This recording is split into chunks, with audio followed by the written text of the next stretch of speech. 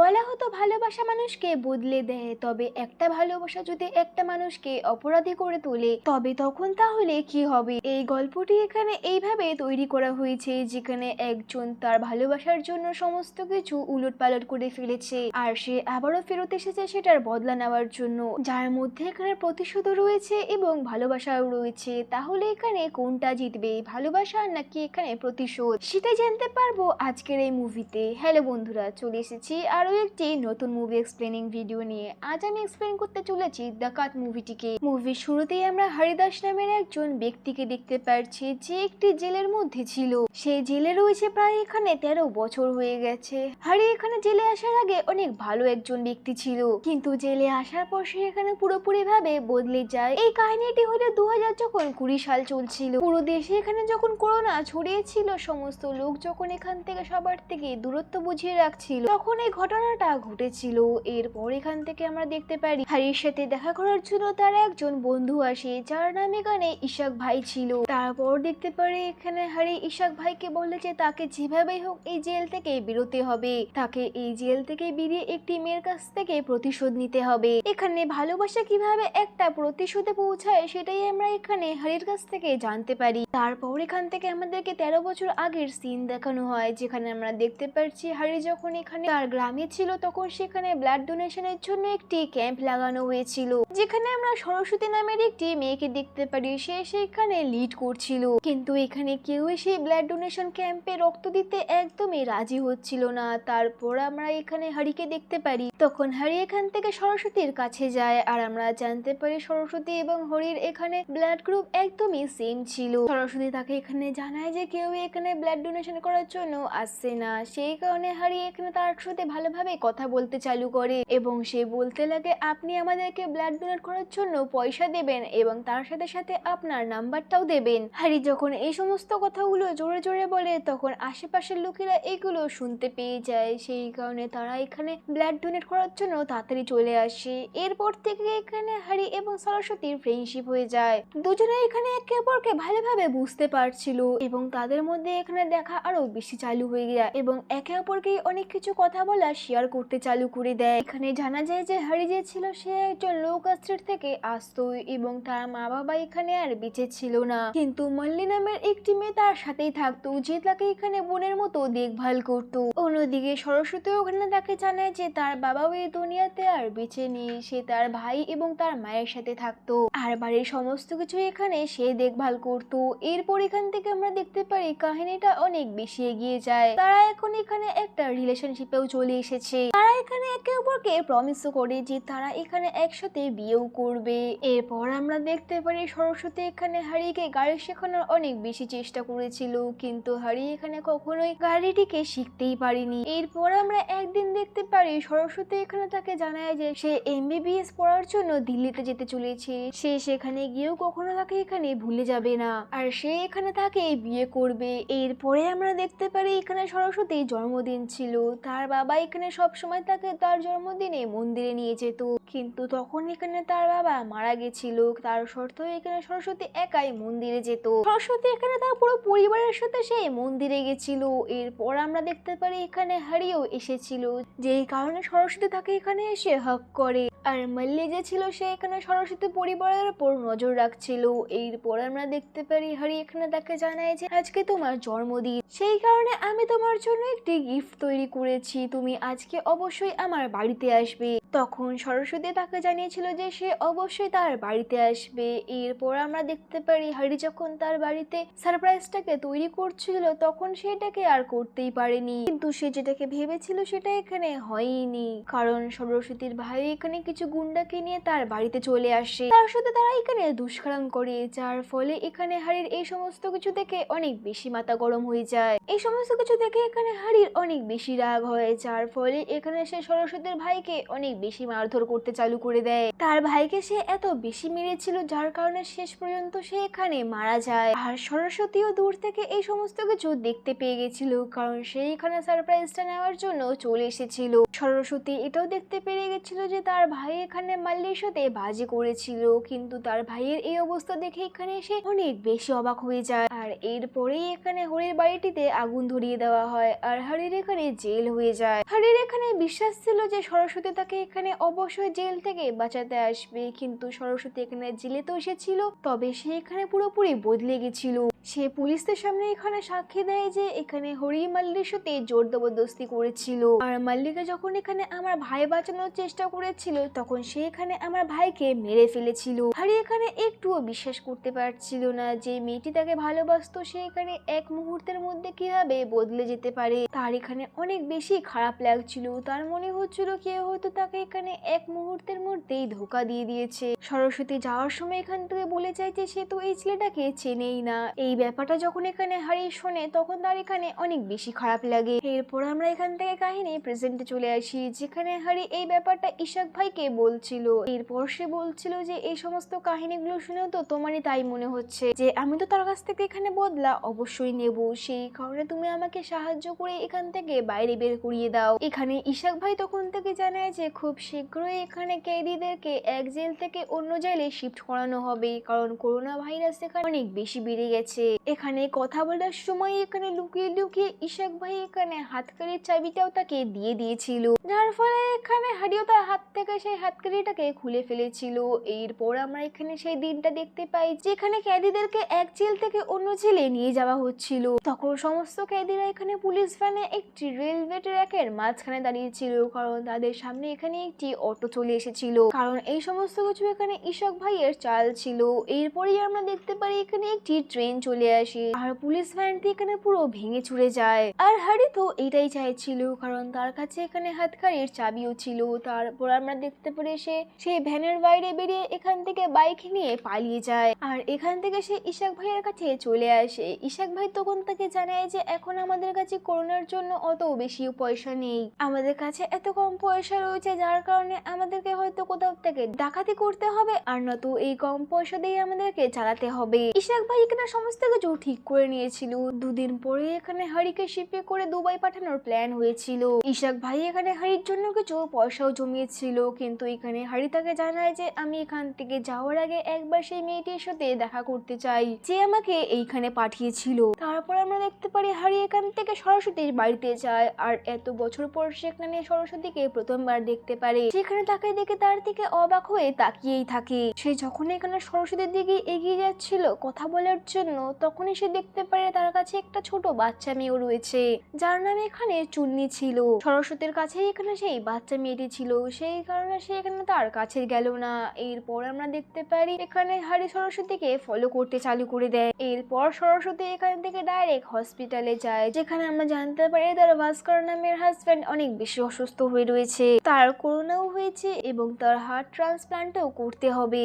18 লাখ টাকার বদলে এই সার্জারিটা হতে চলেছিল, কিন্তু যে বয়স্ক লোকটির হার্ট দিয়ে এটা করা হতো সেই লোকটি তাকে জানায় যে তার হার্টটি এখানে একদমই কাজের না, সেই কারণে তার এখানে কোনো উপকার হবে না।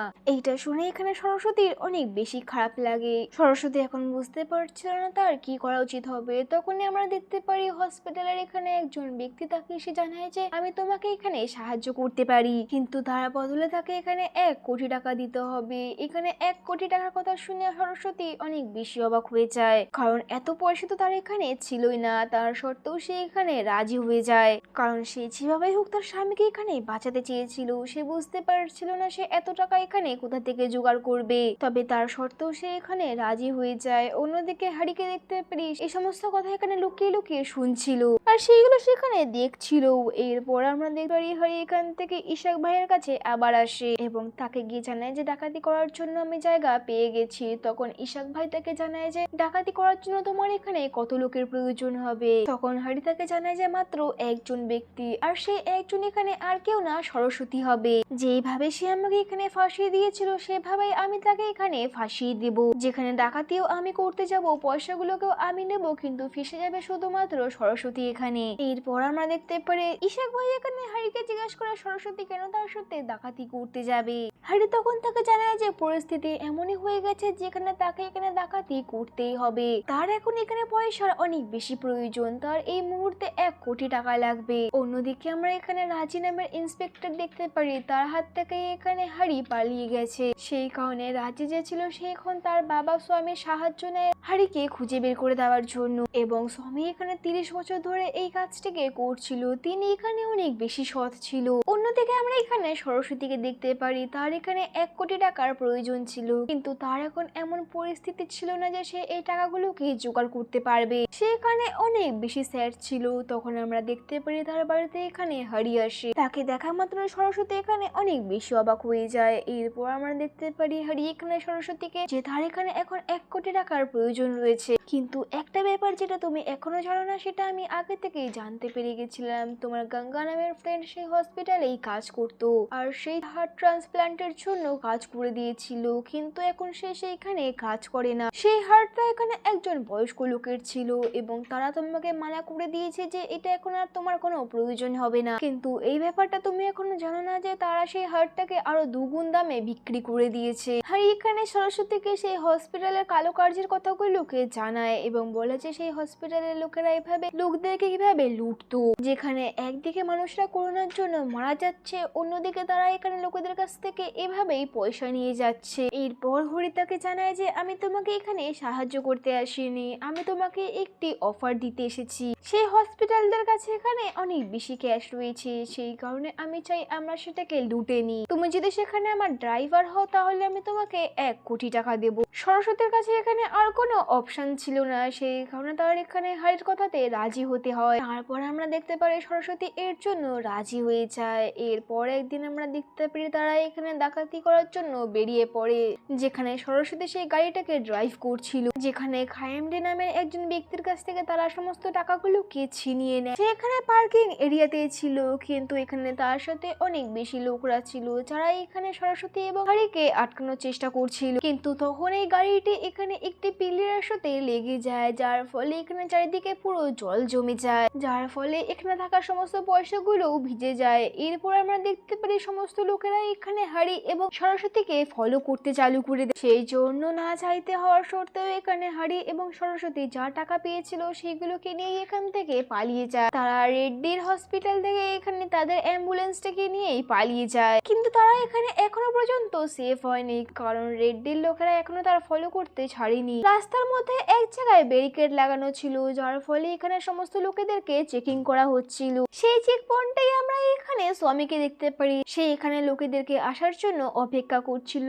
কিন্তু তারা এখানে সেই চেক পয়েন্টে দাঁড়ায়নি, তারা এখান থেকে গাড়ি উড়িয়ে নিয়ে যায়। কিছুক্ষণ পরে এখানে রেড্ডি এসে স্বামীর সাথে কথা বলে এবং তাকে বলতে লাগে এখানে একটি ছোট অ্যাক্সিডেন্ট হয়েছে। তখন এখানে স্বামী তাকে জিজ্ঞাসা করে সে এই অ্যাক্সিডেন্টের ব্যাপারে কি করে জানলো। এর সাথে সাথে স্বামী তাকে আরো জানায় যে সেই অ্যাম্বুলেন্সটা এখানে তোমার হসপিটালের ছিল, অর্থাৎ এই কালো কাজটিও তুমি করেছো। আর তার সাথে এখানে 2টি অ্যাম্বুলেন্সও এসেছিল, আর এছাড়া সেখানে একটা না বরং 2টো অ্যাম্বুলেন্স ছিল, আর এখানে একটি অ্যাম্বুলেন্সের তো অ্যাক্সিডেন্ট হয়ে গেছে, যার জন্য তুমি এখানে এসেছো। স্বামী এখানে রেড্ডিকে বুঝিয়ে দেয় যে এখন তার কাছে কোনো প্রমাণ নেই, সেই কারণে সে এখন হয়তো তাকে ছেড়ে দিচ্ছে, কিন্তু পরবর্তীকালে তার কাছে প্রমাণ আসলে সে তাকে সহজেই ছেড়ে দেবে না। অন্যদিকে আমরা এখানে সরস্বতী এবং হরিকে দেখতে পারি, তারা এখান থেকে হসপিটাল থেকে টাকা তো চুরি করেছে, তবে তারা এখানে অতটা পয়সা আনতে পারেনি, কারণ অর্ধেকের বেশি টাকা তো এখানে সেই জলের জন্যই ভেসে চলে গেছে। তারা তো শুধুমাত্র এখানে 5 লক্ষ টাকা পেয়েছে, সেই কারণে তাদেরকে এখানে আবারও সেই হসপিটালে যেতে হতো। সেই জন্য তারা দেরি না করে আবারও সেই হসপিটালে পৌঁছে যায় সেখান থেকে টাকা নেওয়ার জন্য। এরপর তারা সেখান থেকে 10 কোটি টাকা চুরি করে, কিন্তু গার্ডরা এখানে সমস্ত কিছু জানতে পেরে গেছিল, সেই কারণে তারা এখানে তাদেরকে ধরে ফেলে। এক পর্যায়ে তো এখানে এমনটা হয়ে গেছিল যেখানে হরিকে তো গার্ডরা ধরে ফেলেছিল, আর সরস্বতী সেখান থেকে টাকার ব্যাগটিকে নিয়ে পালিয়ে গেছে। এই ব্যাপারটা এখানে হারির অনেক বেশি খারাপ লাগে, কারণ তার এখানে পুরোনো দিনের কথা মনে পড়ে যায়। এটা দেখে এখানে হারির অনেক বেশি খারাপ লাগে, কারণ তার এখানে পুরোনো দিনের কথা মনে পড়ে যায়, যেখানে তাকে সরস্বতী আগেও একবার ধোকা দিয়েছিল, আবারও একবার তাকে ধোকা দিয়ে এখান থেকে চলে যায়। তখনই আমরা দেখতে পারি পিছন থেকে এখানে সরস্বতী আসে এবং সে সাথে করে একটি বন্দুক নিয়ে আসে এবং এনে সেটাকে এখানে সমস্ত গার্ডের উপর ধরে নেয় এবং বলতে লাগে তার থেকে এখানে দূরে সরে যেতে। এইটা দেখে এখানে হারির অনেক বেশি ভালো লাগে। এরপর দেখতে পারি তারা এখান থেকে পালিয়ে যায়। গার্ড থেকে তো তারা এখন পিছনটাকে ছাড়িয়ে নিয়েছিল, কিন্তু তাদের পিছনে এখনো স্বামী এবং তার পুরো টিম পড়ে গেছিল। যেখানে আমরা দেখতে পাচ্ছি তারা এখানে একটি সবজির বাজারে ছিল এবং এখানে সমস্ত লোকেরা তাকে ঘিরে ফেলেছিল। স্বামী ভালো করে বুঝতে পেরে গেছিল এখানে হারি যে ছিল সে এইখানে লুকিয়েছিল, সেই কারণে সে লাউড স্পিকারে এখানে তার সাথে কথা বলার চেষ্টা করে। স্বামী এখানে তার পুরনো আঘাতগুলোকে মনে করিয়ে দিচ্ছিল, তাকে বলছিল যে তুমি কোনো মেয়ের আশেপাশে থেকো না, একটা মেয়ের আশেপাশে থাকলে তুমি নিজেকে কন্ট্রোল করতে পারো না। তুমি কি ভুলে গেছো তুমি কিসের জন্য জেলে গেছিলে? একটি মেয়ের সাথে দুষ্কর্ম করার জন্য তোমার এখানে জেল হয়ে গেছিল, সেই কারণে তোমার এটা মনে করা উচিত এবং এর জন্য সেই সময় তুমি একজন ব্যক্তিকে মেরেও ফেলেছিলে। আমি সেই মেয়েটিকে এখানে প্রশংসা জানাতে চাই যে তোমার বিরুদ্ধে এখানে সাক্ষী দিয়েছিল। এই সমস্ত কিছু শুনে এখানে হারির অনেক বেশি রাগ হচ্ছিল। তখন সারাশিতে তাকে জানায় যে তুমি তার কথাতে এখানে বিশ্বাস করো না, সে শুধু তোমাকে এখানে উস্কানোর চেষ্টা করছিল। কিন্তু হারি তো এই সমস্ত কিছু শুনে ফেলেছিল এবং তার এখানে অনেক বেশি রাগ হচ্ছিল। সে এখানে সরস্বতীকে ধাক্কা মেরে দেয় এবং সমস্ত টাকাগুলো এখান থেকে নিয়ে চলে যায়। হারি এখান থেকে পালানোর চেষ্টা তো করে, কিন্তু তার মাঝ রাস্তাতেই এখানে স্বামী চলে আসে, যার ফলে এখানে স্বামী তাকে ধরে ফেলে এবং তাদের মধ্যে এখানে অনেক বেশি মারামারি হয়। দুজনেই এখানে একে অপরকে অনেক বেশি মারছিল, কিন্তু শেষ পর্যন্ত এখানে হারি জিতে যায়। এরপর আমরা দেখতে পারি হারি এখান থেকে টাকাগুলোকে নিয়ে ইশাক ভাইয়ের কাছে আসে। সে তাকে জানায় যে সে টাকাটাকে নিয়ে এখানে পালাতে তো পেরেছে, কিন্তু সরস্বতীকে সে ফাঁসাতে পারেনি। সে তাকে আরো জানায় যে আমি জানি না কেন আমি তাকে এখানে ফাঁসাতে পারিনি, হয়তো আমি তাকে এখানে কখনোই ঘৃণা করতে পারিনি, আর তাছাড়াও এইবার তো সে আমাকে এখানে সাহায্যও করেছে, যে কারণে আমি তাকে এখানে ভুলতে পারছি না, সেই জন্য হয়তো আমি তাকে এখানে ঘৃণা করতেই পারবো না। এরপর আমরা দেখতে পারি ইশাক ভাই তাকে এখানে জানায় যে এই সমস্ত পয়সাগুলোকে আমার ব্যাংক অ্যাকাউন্টে দিয়ে দাও আর সেইটার এটিএম কার্ড এখানে সরস্বতীকে দিয়ে দাও। অন্যদিকে স্বামী এখানে একটি ব্যাপার তো জানতে পেরে গেছে যে এই সমস্ত কাজ এখানে হারি একা করছে না, তার সাথে এখানে একটি মেয়েও জড়িত রয়েছে। এরপর আমরা দেখতে পারি স্বামী এখান থেকে মাল্যের সাথে দেখা করতে যায় এবং তার কাছ থেকে এখানে সত্যিটা জানতে চায়, কারণ এই মেয়েটির সাথে এখানে সেই সময় দুষ্কর্ম করা হয়েছিল এবং এর কাছ থেকে সমস্ত সত্যিটা জানা যেতে পারে। অন্যদিকে আমরা এখানে হারিকে দেখতে পারি যে এখানে সে হসপিটালটাতে যায়, যে এখানে ভাস্কর আগে থেকে অ্যাডমিটেড ছিল, কারণ হারির হাতে এখানে একটি লকেট এসছে, যেটা এখানে সেই রাত্রিবেলা সে সরস্বতীকে দিতে চেয়েছিল, কিন্তু সেই রাত্রে যা হয়েছিল যার ফলে সে সেটাকে দিতে পারেনি এবং সেই লকেটটি এখানে ভাস্কর পেয়ে গেছিল, যার ফলে ভাস্কর এই লকেটটি এখানে হারিকে দিয়েছিল। এই জন্য হারি এখান থেকে ভাস্করের সাথে দেখা করতে যায়। এরপর সে ভাস্করকে গিয়ে সমস্ত সত্যিটা জিজ্ঞেস করে, যে সত্যিটা মাল্য এদিকে বলছিল সেটাই এখানে ভাস্কর তাকে জানাচ্ছিল। দুজনের কথাতেই আমরা জানতে পারি যে রাত্রিবেলায় এখানে সরস্বতীর জন্মদিন ছিল, সেই দিন তারা এখানে হাগ করছিল আর সেই সময় ভাস্কর তাদের একটি ভিডিও করে নিয়েছিল।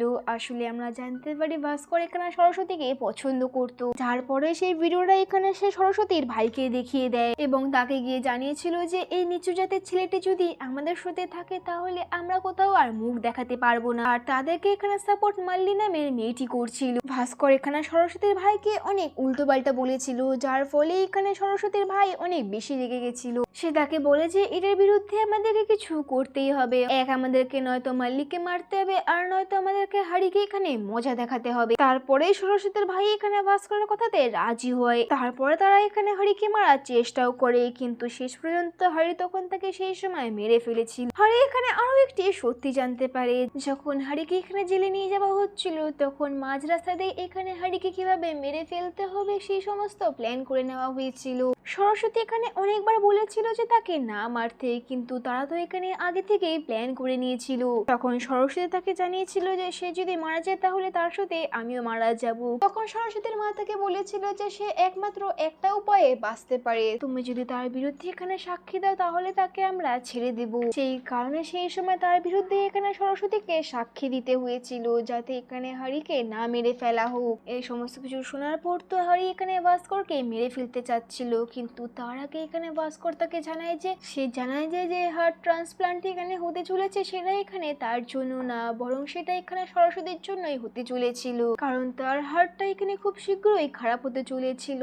এই ব্যাপারটা এখানে হ্যারি আগে থেকেই জানতো, কিন্তু সে ভালো করে এটাকে জানতো না, কারণ সরস্বতী এখানে খুব তাড়াতাড়ি হাঁপিয়ে যেত এবং সরস্বতীর এখানে আস্থামারও প্রবলেম ছিল, যার কারণে সরস্বতী এখানে প্রায় টাইম মতো একটি ওষুধ খেত।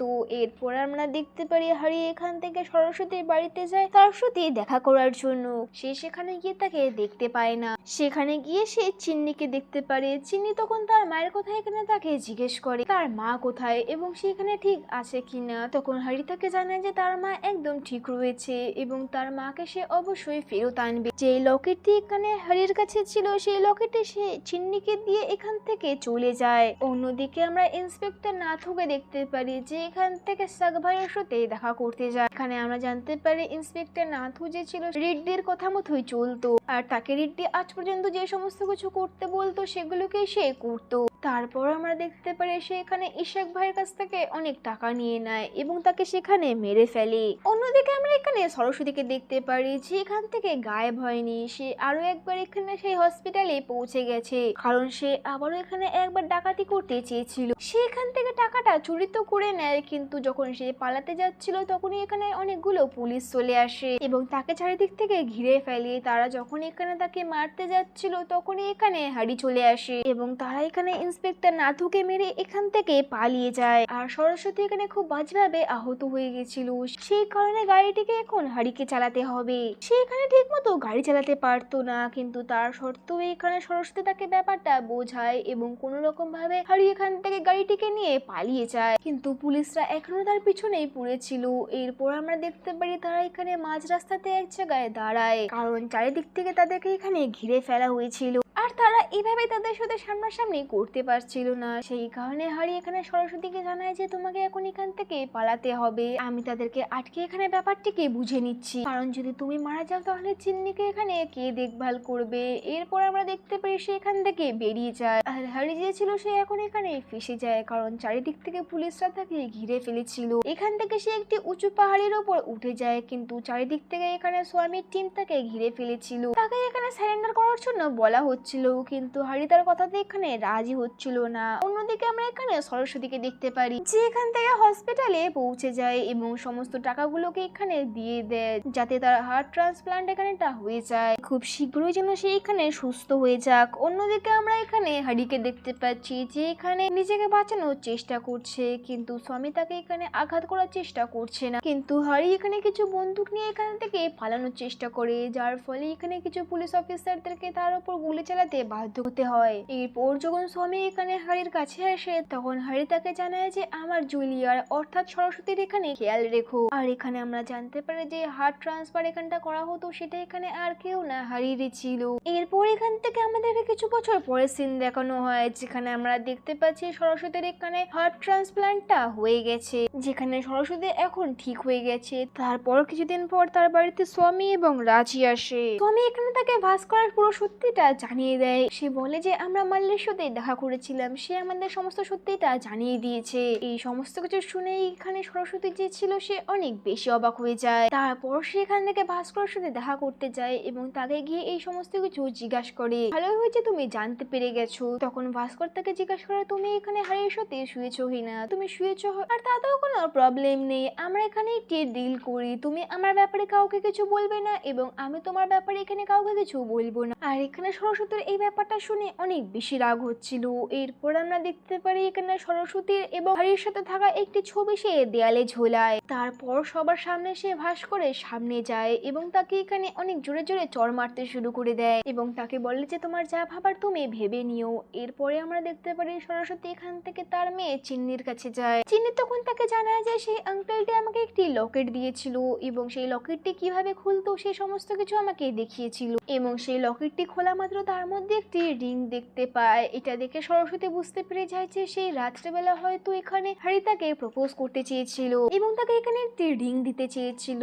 আর এর সাথে সে এখানে আরো একটি জিনিস জানতে পেরে যায় যে তার মধ্যে যে হার্টটি এখানে রয়েছে সেটা আর কেউ না হারিয়ে ছিল। আর এর সাথে এই মুভিটি এখানে এন্ড হয়ে যায়। মুভি এক্সপ্লেনেশনটা যদি ভালো লেগে থাকে তো ভিডিওটাকে একটি লাইক এবং চ্যানেলটিকে সাবস্ক্রাইব করে নেবেন। দেখা হচ্ছে নেক্সট কোনো মুভি এক্সপ্লেনিং ভিডিওতে। ততদিনের জন্য ভালো থাকুন, সুস্থ থাকুন।